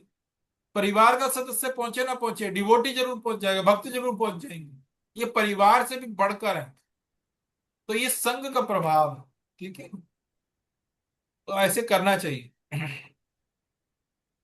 यदि कोई भक्त किसी कारणवश भक्ति सेवा के मार्ग से पथभ्रष्ट हो गया या हो गई तथा काफी दिनों से भक्तों के संग में ना हो, तो वह माया में है। ऐसा कहकर उसका तिरस्कार ना करो अथवा उस पर इस प्रकार की टिप्पणी ना करिए जिससे वह आध्यात्मिक गुरु के चरण कमलों से पुनः दूर चले। प्रत्येक व्यक्ति द्वारा उसे प्रेम उत्साह एवं मैत्री मिलानी चाहिए, जिससे उसे यह आभास हो कि पुनः अपने घर एवं भक्तों के संग वापस आ गए। ऐसा नहीं कि कोई व्यक्ति काफी टाइम से नहीं आया तो उसको कहें अरे तू तो माया में लिप्त हो गया, तू तो छोड़ गया, तू तो ये नहीं। अंतिम समय तक हमें प्रयास करते रहना चाहिए। कभी भी किसी के साथ कुछ भी परिस्थितियां आ सकती हैं, हमारा भी डाउनफॉल हो सकता है। कैसी भी माया बड़ी भी प्रबल है, कभी भी कभी किसी को नहीं छोड़ती। एक जो कैदी है अगर जेल से भागेगा तो वहां की जो वार्डन है, वहां के जो सिपाही भागने देंगे उसे? नहीं भागने देंगे। उसी प्रकार माया भी हमें यहां से निकलने के लिए नहीं देती है, माया बार बार पकड़ के खींचती है। तो इसी प्रकार जो भक्त इस प्रकार से पथ भ्रष्ट हो जाते हैं या, तो ऐसा उनका तिरस्कार नहीं करना चाहिए। अरे कहाँ हो भाई, नजर ही नहीं आते हो, नहीं, उनका उत्साह बढ़ाना चाहिए। अरे प्रभु जी बहुत टाइम हुआ, मिले नहीं, आपके दर्शन नहीं हुए, आपसे कुछ सुना नहीं, गुरु जी सुनाइए ना कुछ, बताइए आपने क्या अध्ययन किया है, कैसे, इस प्रकार की भाषा। वैष्णव संबोधन। शिला प्रभुपाद को कृष्ण कृपा श्री मूर्ति संबोधित करें। शिला प्रभुपाद को क्या करते हैं? कृष्ण कृपा श्री मूर्ति। भगवान की जो कृपा है, भगवान कृष्ण की जो कृपा है वो श्री मूर्ति संबोधित है। तथा गुरु एवं सन्यासियों को परम पूजनीय। हम जब भी नाम लेते हैं, जैसे अब हम अपने गुरु महाराज का नाम लेते हैं तो हम हमेशा बोलते हैं परम पूज्य न गोविंद स्वामी महाराज। तो हम क्या लगाते हैं? परम पूज्य। और शिला प्रभुपाद को बोलते हैं कृष्ण कृपा। ब्रह्मचारियों के नाम के पश्चात ब्रह्मचारी संख्या होनी चाहिए। ठीक है। जैसे कृष्णदास ब्रह्मचारी, गृहस्थों को अधिकारी सर्वनाम तथा सन्यासी को महाराज। जो सन्यासी होते हैं उनको महाराज बोला जाता है। कभी कभी स्वामी या गोस्वामी के सर्व नाम से भी संबोधित किया जाता है, स्वामी, गोस्वामी। ठीक है। गुरु बंधु के नाम का आरंभ श्रीमान शब्द से करें। जैसे हम बोलते हैं हिज ग्रेस प्रशांत मुकुंद प्रभु जी अपने शिक्षा गुरु को बोलते हैं, या श्रीमान प्रशांत मुकुंद प्रभु। तो इस प्रकार से हमें उच्चारण करना चाहिए। अन्य वक्त हमें उन्हें सम्मान देना चाहिए निम्नलिखित प्रकार के। तो हमें खराब अथवा संशयास्पद चरित्र का व्यक्ति क्या करना है? हमें उन्हें सम्मान देना चाहिए। सहजिया, जो सहजिया भाव रखते हैं, जो श्री कृष्ण राधा कृष्ण की दिव्य लीलाओं को प्रगत समझकर उनका अनुसरण करने की चेष्टा करते हैं। आप वृंदावन में जाएंगे तो आपको ऐसे दिखेंगे, वो गोपी ड्रेस पहन के घूम रहे हैं, ठीक है, हम्म। श्रृंगार कर रहे हैं, तो सहजिया बोला जाता है, सहजिया। हम्म। ठीक है। तो ऐसे वैष्णव जिनका संप्रदाय संशयास्पद है तथा मायावादी सन्यासी हैं। सम्मान हमें सबका करना है, ऐसा नहीं है कि वो हमारी परंपरा से है या नहीं है, सम्मान हमें सबका करना। वैष्णव को सामान्य भौतिक दृष्टि से ना देखें। श्रील रूप गोस्वामी पाद ने अपनी पुस्तक श्री उपदेशामृत में वैष्णव के बारे में कहा, ऐसे भक्तों को सामान्य भौतिक दृष्टिकोण से कदापि ना देखें। वास्तव वास्तव में सभी को निम्न कुल में जन्मे भक्त उनके शरीर के रूप वर्ण, उनके विकृत शरीर अथवा उनके रोगग्रस्त या दुर्लभ शरीर की ओर ध्यान नहीं देना चाहिए। तो वैष्णव के बारे में कहा गया, ऐसे भक्तों को सामान्य भौतिक दृष्टिकोण से कदापि नहीं देखना चाहिए। भौतिक दृष्टिकोण, अरे ये काला है, ये गोरा है, ये टेढ़ा चलता है, इसकी तो आवाज ऐसी है, इसका तो रंग ही सही नहीं है, ये तो बीमार है, ऐसा ध्यान इस तरीके से हमें नहीं देखना। ठीक है? दूसरे शब्दों में सभी भक्तों का शारीरिक विकृति, कुरूपता, निम्न कुल में जन्म और अल्प शिक्षा इत्यादि की पूरी तरह उपेक्षा कर देनी चाहिए। जो भी वैष्णव भगवान की सेवा करता है उसे पवित्र समझना चाहिए। हम बोलते हैं नाम आचार्य हरिदास ठाकुर महाराज की जय, बोलते हैं ना। तो नाम आचार्य हरिदास ठाकुर एक मुसलमान थे, लेकिन भक्त बने, तो नाम मिला नाम आचार्य। नाम आचार्य इसलिए मिला क्योंकि नाम जब बहुत अधिक करते थे। हरिदास ठाकुर, हरि के दास, नाम नाम हरिदास। मिला हरि के दास। ठीक है। तो ये थोड़ी देखा कि ये मुसलमान है, ये जन्म से तो सारे शुद्र हैं, सभी शुद्र हैं जितने भी हैं, कोई कोई ऊंचा नीचा नहीं है। तो ये भेद नहीं होना चाहिए। शास्त्रों में प्रतिपादित किया गया है कि ऐसा सोचना कि यह वैष्णव किसी विशेष जाति अथवा पंथ में जन्म लेने के कारण एक सामान्य मनुष्य है, नरकीय बुद्धि का लक्षण है।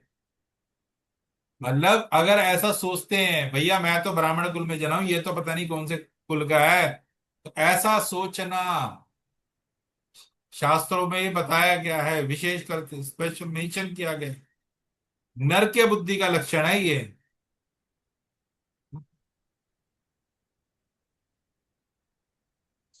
चलो, अब आज का हम यहीं पे करते हैं, कल इसको करेंगे। अब आप किसी का कोई प्रश्न है तो प्रश्न ले लेते हैं, तो आपका कोई भी प्रश्न हो तो प्रश्न पूछ सकते। माता जी, पूनम माता जी चली गई। हाँ माता जी, अब आप प्रश्न कर सकते, पूछिए।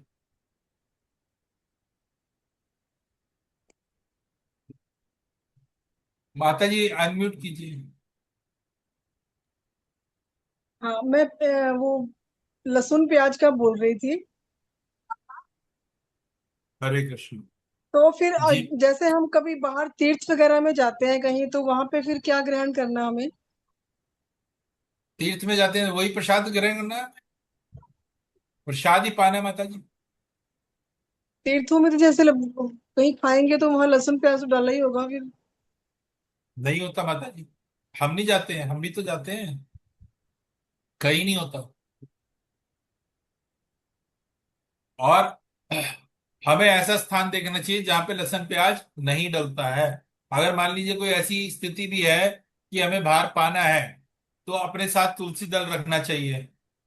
ठीक है, तुलसी दल को रखना चाहिए, और बिना लहसुन प्याज का प्रसादम बनवा के उसमें तुलसी डाल के भगवान को ऑफर करके फिर उसे ग्रहण करना चाहिए।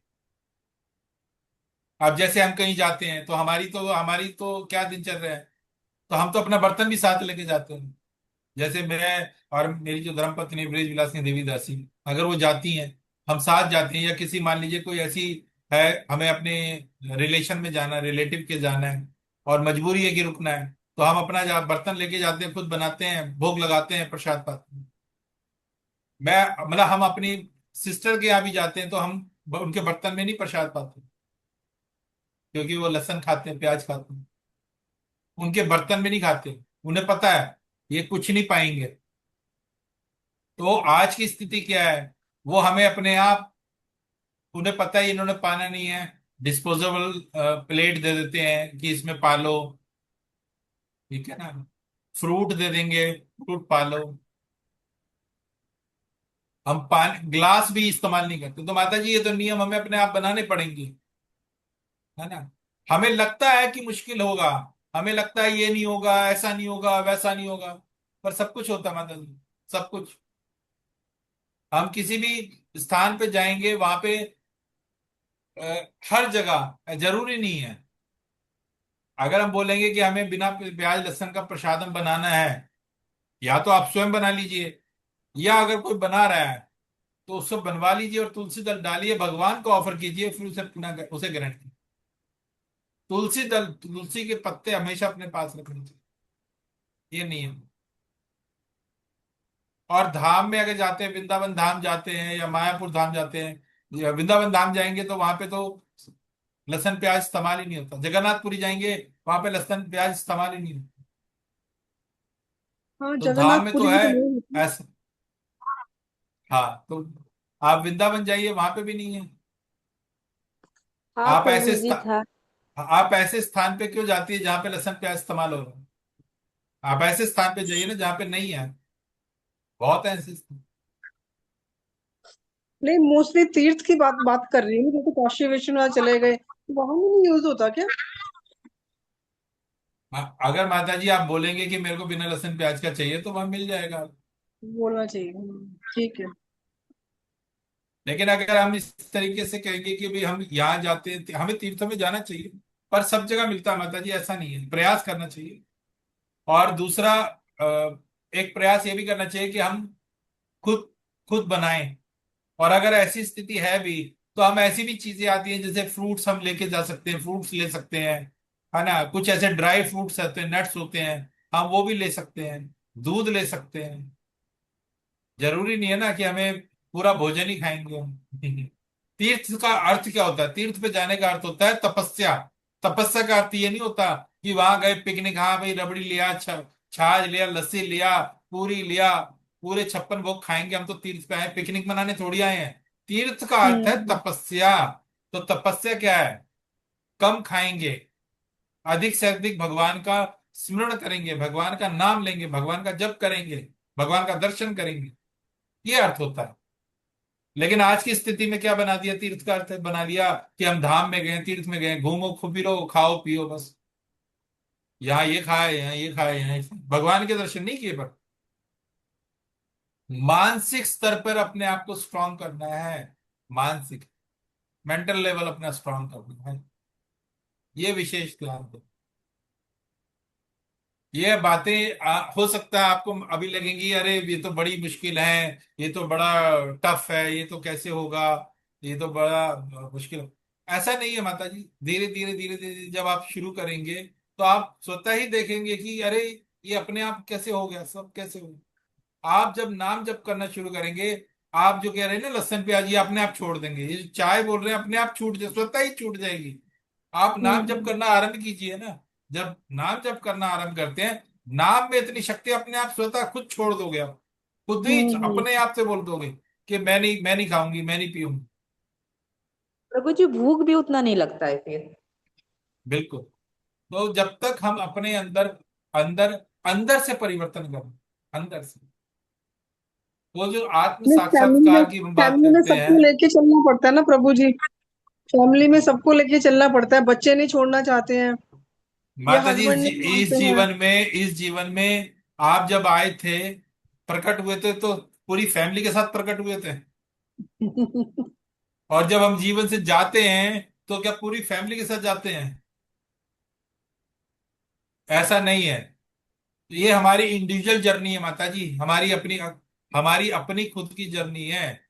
ये हमें देखना है कि हमें क्या करना है। और आप अगर चलना आरंभ करेंगी तो सब आपको फॉलो करेंगे, सपोर्ट करेंगे। एक समय ऐसा था, मैंने हमने जब आरंभ किया तो हम भी इसी प्रकार से परिवार वाले बोलते थे ये क्या कर रहे हो तुम, ये नहीं खा रहे, वो नहीं खा रहे। हाँ, अडिग रहे, नहीं खाना, आपको खाना खाइए, आपकी चॉइस है, मैं नहीं खा रहा। विनम्रता से के साथ, ये नहीं गुस्सा कर रहे हैं, नहीं नहीं हम नहीं खा रहे भाई, हम तो नहीं खाएंगे, हम तो ये हो गए, ऐसा नहीं। आप खा लीजिए, प्रभु मैं जी नहीं। कल बच्चों की शादी होगी, वहां खाते होंगे, फिर बच्चा कैसे एडजस्ट करेगा? देखिए माता जी, ये मैंने आपको अभी एक चीज बोली, ये इंडिविजुअल जर्नी है।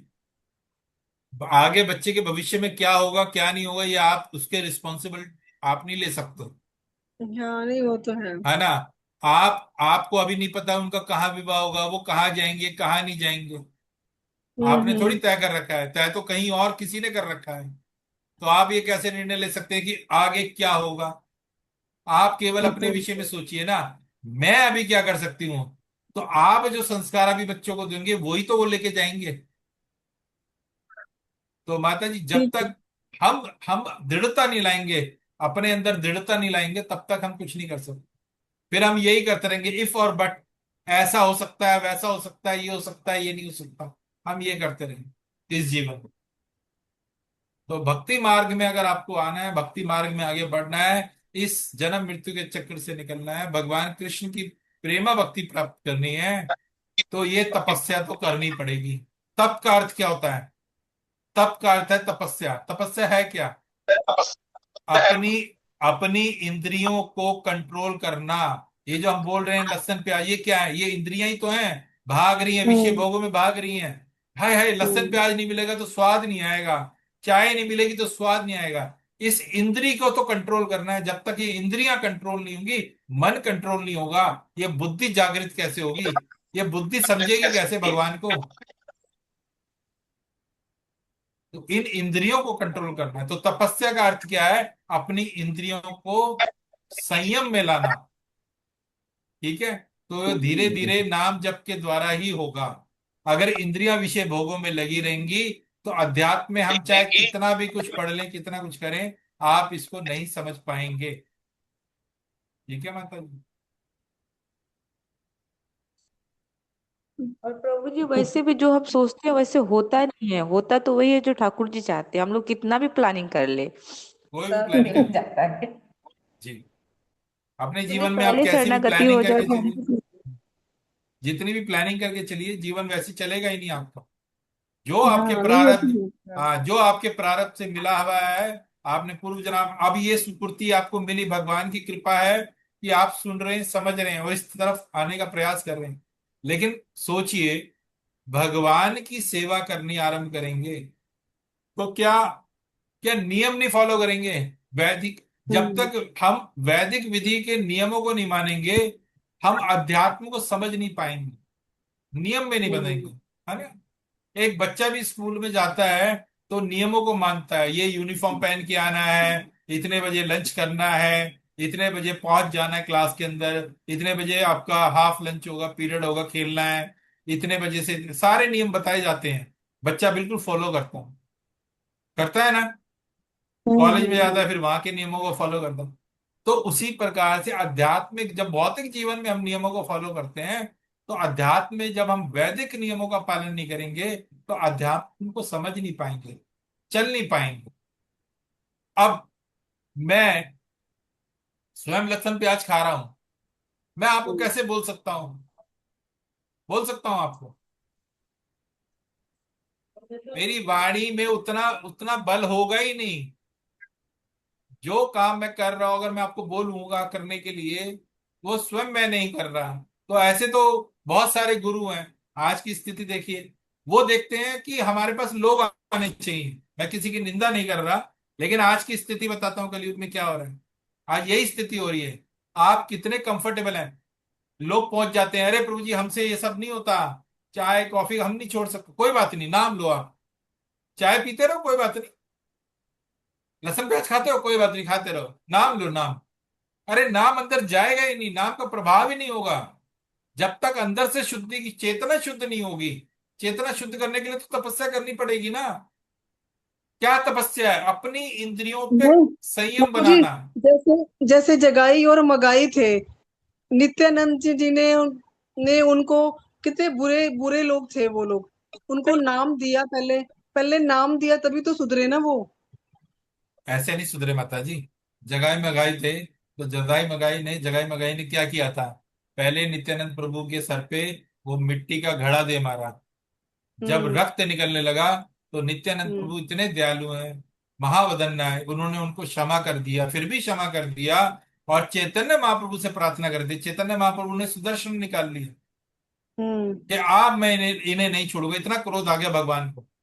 तो चैतन्य हम्म। महाप्रभु ने, जब उनका सुदर्शन बाहर आ गया, तो नित्यानंद प्रभु ने उनसे प्रार्थना की, हे प्रभु, हम इसलिए इस आपने इसलिए अवतरित नहीं हुए, आप उद्धार करने आए पतितों का, आप भक्ति बताने के लिए आए थे, भक्तों को भक्ति कैसे करनी, ये संदेश देने के लिए आए थे। तो एक हम्म। वैष्णव की कृपा से, एक शुद्ध वैष्णव की कृपा से भगवान ने उन्हें क्षमा किया। और उसके पश्चात क्या हुआ, उन्होंने क्या किया, जैसे नित्यानंद के नियम थे उन नियमों का पालन किया। ऐसा नहीं है कि उसके पश्चात भी वो मदिरा पान कर रहे थे या व्यभिचार कर रहे थे। उन्होंने क्षमा मांगने के बाद जो जो पूर्व में हुआ उसको भूल के, अब जो जीवन था सारा जीवन अपने गुरु के चरणों में, चैतन्य महाप्रभु के चरणों में, नित्यानंद प्रभु के चरणों में दे दिया, और वैसे चले जैसे उनका उन्होंने बताया। ठीक है माता जी। तो पूर्व में जो हुआ उसे भूल के आज हम जो करना चाह रहे हैं, आज हमें जो समझ में आ रहा है, जो सुन रहे हैं, हमें वैसे आगे बढ़ना चाहिए, अपने मन से नहीं। अपने मन से, हमारे इस गिरीश प्रशांत मुकुंद प्रभु जी शिक्षा गुरु बोलते हैं, मन से मंकी चलते हैं। मंकी मंकी, मन होता है ना, मन कभी इस डाल पे बैठ हम्म। गया, मंकी कभी उस डाल पे बैठ गया, मन भी ऐसे ही है। आज इस इंद्र हम्म। इंद्र विषय भोगों में भाग रहा है, आज ये मन कर रहा है, आज ये मन कर रहा है, आज गोलगप्पे खा ले, आज चल चाट खा ले, आज ये कर ले, आज वो कर ले। तो ये तो इंद्रिया, चला टीवी देखते हैं, न्यूज सुनते हैं, ये इंद्रिय भोगों में लगा रहेगा। जब इंद्रिय भोगों में पूरी चेतना लगी रहेगी, तो भक्ति का भाव ही नहीं समझ में आएगा, अंदर जाएगा। जो नाम भी होगा वो नाम केवल यहां से, यहीं से बाहर आ जाए। उसका पुण्य मिलेगा कि नाम लिया, उसका पुण्य मिलेगा, लेकिन उसका जिस उद्देश्य से लिया जा रहा है वो उद्देश्य डिफीट हो जाएगा, उद्देश्य भूल जाएंगे। उद्देश्य क्या है हमारा, भक्ति में आने का उद्देश्य क्या है? रेस लगाने के लिए थोड़ी आ रहे हैं, दीक्षा लेना, सिर्फ हम्म। दीक्षा लेना ही उद्देश्य थोड़ी है। भगवान से सही। प्रीति, भगवान से प्रेम, सही। ये। ठीक है माता जी। और कोई प्रश्न किसी का? ये मन प्रभु जी, ये मन ही सबसे मतलब सब चीज का कारण है। ये मन मतलब बहुत मतलब क्या बोले, मन ही मतलब हाँ, तो मन, सबसे। भगवान ने कहा है ना, मन मना मत भक्तो, अपने मन को मुझ में लगाओ। है ना, हम्म। जब वो कैसे होगा, अभ्यास है ना, तो कौन थे वैराग्य न च ग्रंथि, भगवान कह रहे हैं, अभ्यास से ना कौन थे वैराग्य न च ग्रंथि। छठा अध्याय 34 नंबर श्लोक, भगवान ने कहा, क्या कहा, कि अपने मन को मुझ में लगाओ, और वैर अभ्यास है ना, तुम अभ्यास करो। अभ्यास, बार बार बार बार अभ्यास। तो अभ्यास कैसे करना है, नाम लेते जाना, भगवान का नाम सिमरण करना है, चिंतन करना है, और नियमों का पालन करना है। ये नहीं करना, ये नहीं करना, ये नहीं करना। ये जो हम वैष्णव सदाचार कर रहे हैं, ये सबसे श्रेष्ठ है, सभी शास्त्रों में श्रेष्ठ बताया गया है। सारे शास्त्र रट लेने के बाद भी भगवत प्राप्ति नहीं हो जाएगी, नियमों का पालन करने से भगवत प्राप्ति हो जाएगी। तो अपने मन को, जो सबसे चंचल है, उस मन को कहाँ लगाना है, सबसे चंचलों से भी चंचल कौन है, भगवान श्री कृष्ण है। उनसे चंचल कोई भी नहीं है। तो भगवान एक लीला नहीं करते, एक लीला के साथ कितनी लीला कर रहे हैं, यहाँ भी कर रहे हैं, यहाँ भी कर रहे हैं, यहाँ भी कर रहे हैं, यहाँ भी कर रहे हैं, कितनी लीलाएं चल रही हैं भगवान की। तो उस मन को, जो चंचल मन है, उस चंचल मन को भगवान से मिला दो। एक शरारती बच्चा होता है ना, बहुत एनर्जी से भरा है, तो उसको किसी एनर्जी में डाल दिया जाता है जहां उसकी एनर्जी मतलब लगे। है ना, हम्म। स्विमिंग में, जूडो कराटे में, स्पोर्ट्स में। उसी प्रकार इस चंचल मन को कहाँ लगाना है, भगवान के श्री चरणों में लगा दो, भगवान की सेवा में लगा दो। एक क्षण भी, एक क्षण, एक एक क्षण जो निकल रहा है ना, हर क्षण भगवान का सिमरन होना चाहिए, हर क्षण भगवान का चिंतन होना चाहिए। ये विचार होना चाहिए कि मैं इस शरीर को, इसको कैसे सेवा में लगाऊं, कैसे सेवा करूं, मैं कैसे और क्या सेवा कर सकता हूं, मैं और कैसे सेवा कर सकता हूं। भगवान के ग्रंथ पढ़ना भी सेवा है, भगवान का नाम जप करना भी सेवा है। अगर इसको नियम, अगर ये मानेंगे, अरे नाम माला करनी है, ये सेवा है, भगवान की सेवा। भगवान के विषय में बताना, मैंने आपको कोई वीडियो भेजी, आपने इसे फॉरवर्ड कर दी 4 लोगों को, ये भी सेवा है। ठीक है। तो हमें ये चिंतन करना चाहिए कि भगवान की सेवा हम कैसे कर सकते। अगर टीवी देखना है तो कोई कथा सुने भगवान की, कोई शास्त्र से कुछ पढ़ लें। समय को ऐसे अपना उपयोग में लाना चाहिए। ये नहीं कि समय बस निकाल रहे हैं, बस हो जाएगा, ये तो नहीं होगा, ये तो नहीं होगा। हार मानने से, बैठने से नहीं होगा। ठीक है माता जी। तो मन को अपने कहाँ लगाओ, भगवान में लगाओ, सेवा में लगाओ। ठीक है। मन तो भागेगा, मन का काम ही है भागना। हम्म।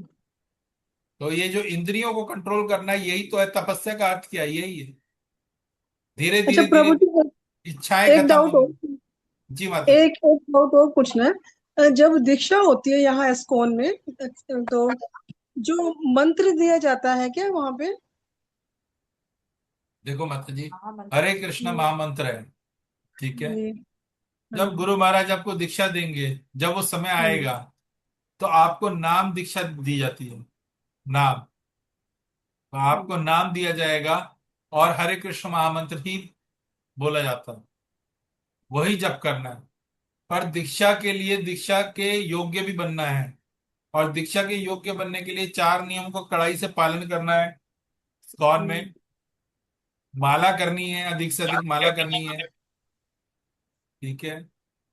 और एकादशी का जो व्रत है उसका कड़ाई से पालन करना है। शास्त्रों का अध्ययन करना है। और ये जो हम शास्त्र आपको पढ़ा रहे हैं, जो आरंभ कर रहे हैं, जैसे वैष्णव एटिकेट्स किया अभी हमने, इसके बाद हम शिला प्रभुपाद की बुक्स पढ़ेंगे। इसके बाद हम उपदेशामृत करेंगे, भगवत गीता करेंगे। तो यहाँ पे क्या था, इस्कॉन में इस तरीके से दीक्षा नहीं दी जाती है जैसे और संस्था हम्म। में। भीड़ गई, इकट्ठे के इकट्ठे, हाँ जी हमें दीक्षा लेनी है। किस किस को दीक्षा लेनी है? मुझे लेनी है, चलो आ जाओ, नाम लिखाओ, चलो जो आपकी दीक्षा हो गई, चलो। ऐसी दीक्षा नहीं होती। ना ना शिष्य को पता मेरे गुरु कौन है, ना गुरु को पता मेरा शिष्य कौन है, ना कोई संबंध है उनका। बस ना कोई ज्ञान, बस दीक्षा दे दी, तुम्हारा नाम हो गया, ये जाओ, तुम्हें दीक्षा हो। ना वो मान रहे, ना वो मान रहे। तुम भी नरक में, मैं भी नरक में। ये अपराध है। तो क्या है, दीक्षा ऐसे नहीं दी जाती है इस फॉर्म में। यहाँ पे आपको एग्जाम देना होगा। भक्ति वृक्ष, वृक्ष का एग्जाम्स होते हैं, 3 4 उसके राउंड होंगे। ठीक है। हम्म। तो उसके अलग अलग चरण होते हैं उसके। तो जो जो आपने पढ़ा होगा उससे ही रिलेटेड क्वेश्चंस आएंगे, वो आप लिखेंगे। फिर लास्ट में शिला प्रभुपाद आश्रय एक एग्जाम होता है। फिर उसके बाद इंटरव्यू होता है कि आपने क्या सीखा, अपने शिक्षा गुरु से क्या समझा, कितने समय से आप कर रहे हैं प्रैक्टिस, और आपको कितना क्या क्या आता है, वो पूछेंगे, प्रश्न करेंगे कुछ। ठीक है। उसके पश्चात ही आपका नाम दीक्षा के लिए जाता। ऐसे दीक्षा नहीं कि गए और हमारी दीक्षा हो। कुछ आना भी, दीक्षा के लिए योग्य भी तो होना चाहिए। टेंथ हम्म। के पेपर दिए हैं, ऐसे ही चले गए तो पास हो जाएंगे? पढ़ना पड़ेगा ना उसके लिए, समझना पड़ेगा ना, है ना। हम्म। फिर ऐसे थोड़ी डिग्री मिल जाएगी, सर्टिफिकेट मिल जाएगा। हाँ। तो भौतिक एक्चुअली जीवन प्रभु जी में, ऐसे है ना। भौतिक जीवन में जब ऐसे नहीं होता, तो आध्यात्मिक जीवन में तो इसका बड़ा कड़ाई से पालन किया जाए। जी। 10th 12th से भी हार्ड है। देखिए माता जी, तो जो प्रभु इस्कॉन, जी। इस्कॉन की जो संस्था है, उसके जो जो पैरामीटर्स हैं, इसीलिए स्ट्रिक्ट है कि इसका जो ज्ञान है, ये ज्ञान ऐसा नहीं है कि भाई किसी को भी लगे कि हाँ हम करें। करेंगे तो बहुत सरल है, नहीं करेंगे तो मुश्किल है। बहुत मुश्किल है। ठीक है ना। तो हर बार हजारों, कितने लोग आते हैं दीक्षा लेते हैं, दीक्षा सबको मिलती है, ऐसा नहीं कि दीक्षा नहीं होती। लेकिन उसके लिए योग्य बनना पड़ता। ठीक है। ऐसा हार्ड एंड फास्ट कुछ भी नहीं है। आप आराम से कर लेंगे। आप बहुत अच्छे भक्त हैं, आप बहुत अच्छी भक्ति भी कर रहे हैं, मुझे पता है। तो आप निरंतर प्रयास करते रहिए, आगे बढ़ते रहिए, मन में कोई संशय ना रखें। बस अपनी तरफ से प्रयास में कमी नहीं होनी चाहिए। ठीक है माता जी। ठीक है। और कोई संशय? एक्चुअली मे भी हम लोग नेक्स्ट ईयर ना देहरादून शिफ्ट हो जाएंगे, तो वहां पे एस्कॉन है क्या उधर, माता जी वहां पे भी है। देहरादून में?